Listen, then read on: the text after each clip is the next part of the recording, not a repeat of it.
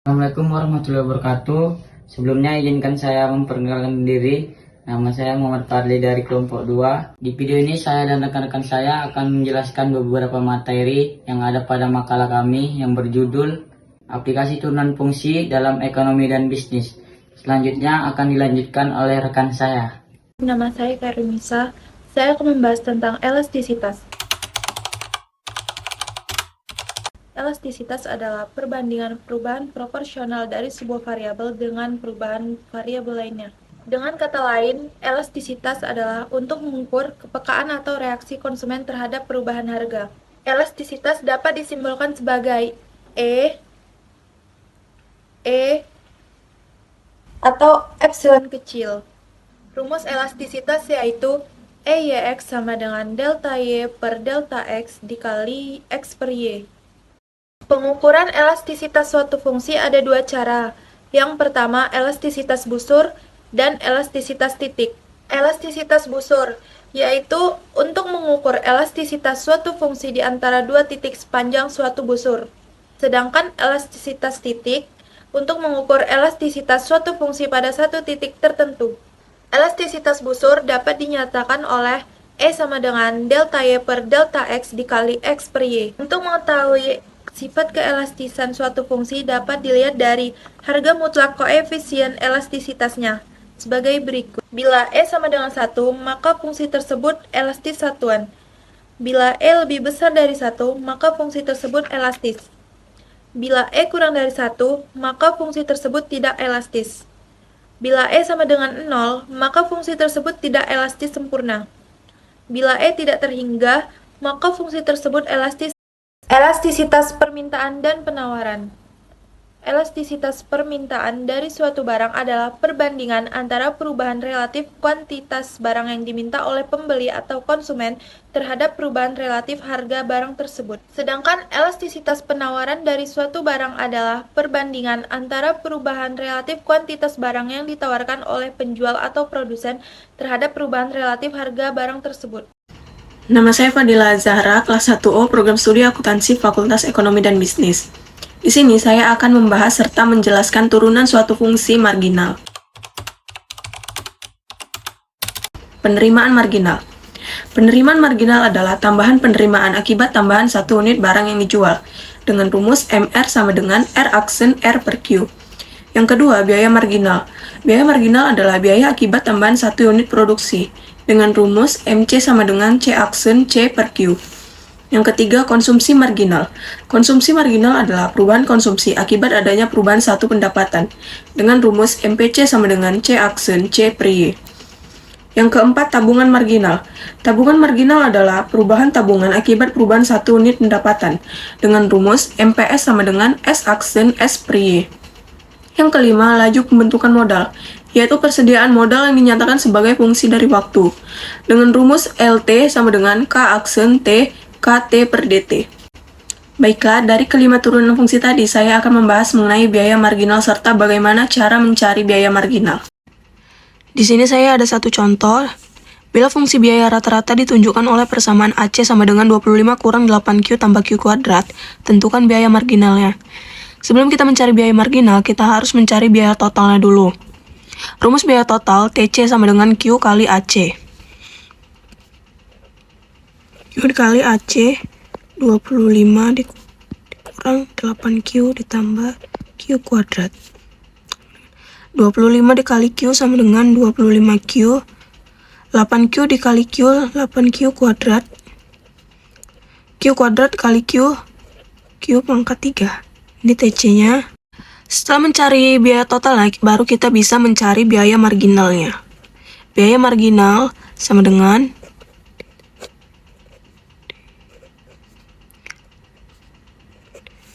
masukkan TC-nya.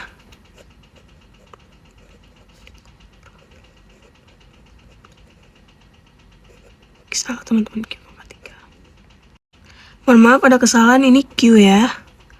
Per Nah, bagaimana cara menghitungnya? 25Q dibagi Q, Q-nya habis, jadi tinggal 25 saja, dikurang 8Q kuadrat dibagi Q, 8Q kuadrat sama dengan 16. Karena di sini Q-nya pangkat 2, di sini tidak mempunyai pangkat, jadi pangkatnya berkurang, jadi Q saja. Ditambah Q pangkat 3 itu sama, Q ini 1 ya teman-teman ya. Jadi 1 pangkat 3 sama dengan 3. Q pangkat 3. Sini karena pangkatnya 3, sini tidak ada, sama seperti 8Q kuadrat. Jadi pangkatnya dikurang 1. Jadi biaya marginalnya itu 25 kurang 16Q tambah 3Q kuadrat. Dari yang saya jelasin tadi, semoga mudah dipahami ya teman-teman. Terima kasih. Teman-teman, saya Muhammad Arifin. Saya akan menjelaskan keuntungan monopoli.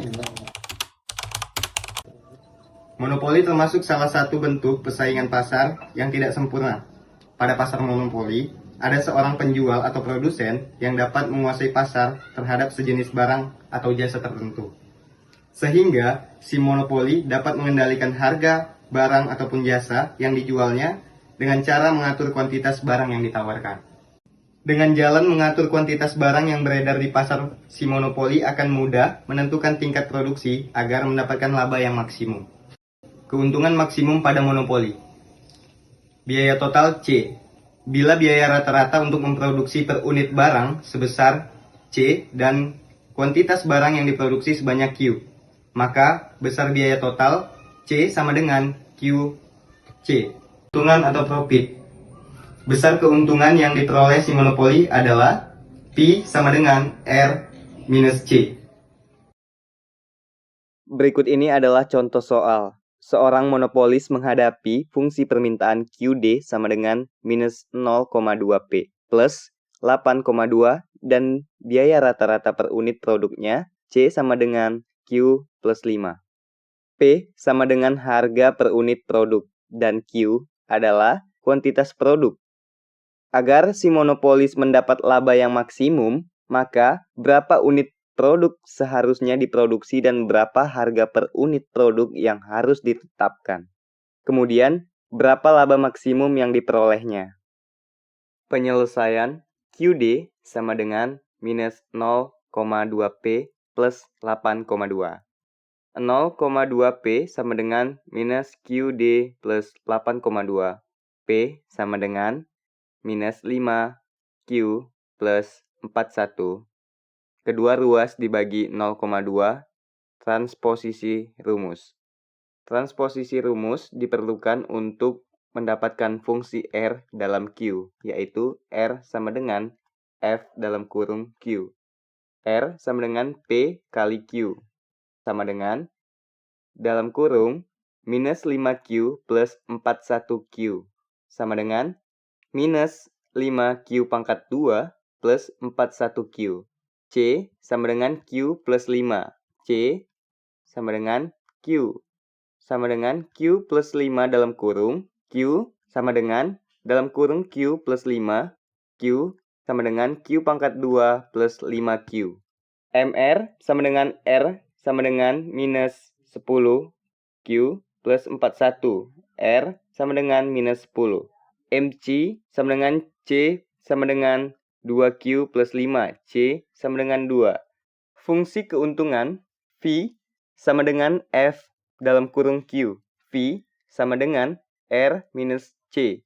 Sama dengan dalam kurung 41Q minus 5Q pangkat 2 dikurang dalam kurung Q pangkat 2 plus 5Q.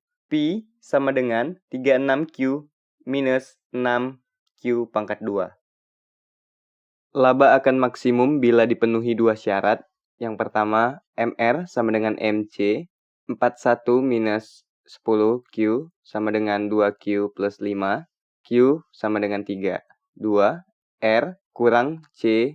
2. R kurang dari C. R sama dengan minus 10 kurang dari C sama dengan 2 dalam kurung laba maksimum pada Q sama dengan 3. Harga per unit barang adalah P sama dengan minus 5Q plus 41 sama dengan minus 5 dalam kurung 3 plus 41 sama dengan 26. Jadi, agar labanya maksimum, maka kuantitas produk yang diproduksi 3 unit dan harga per unit barang yang ditetapkan adalah 26.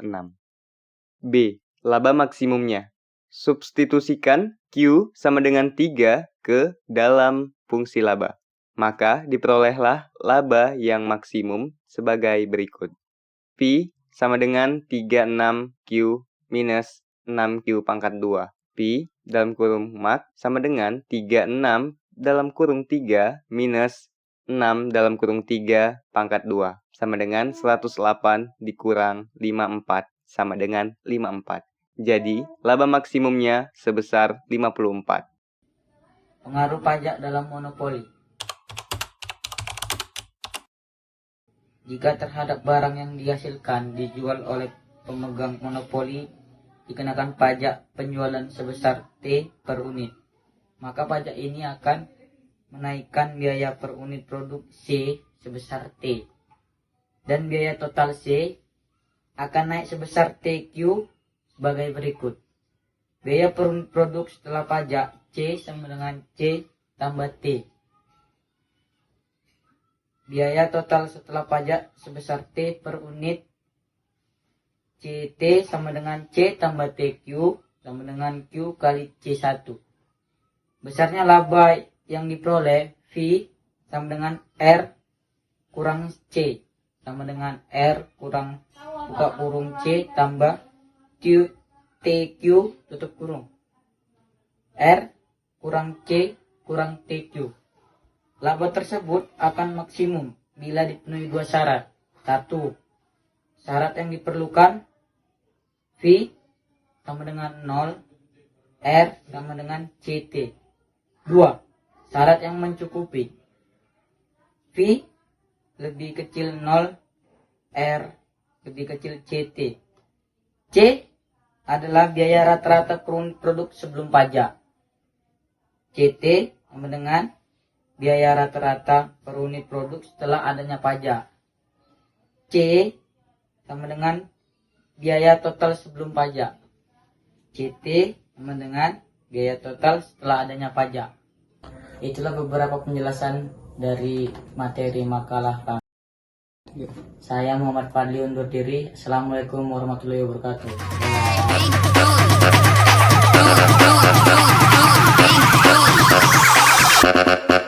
Ladies.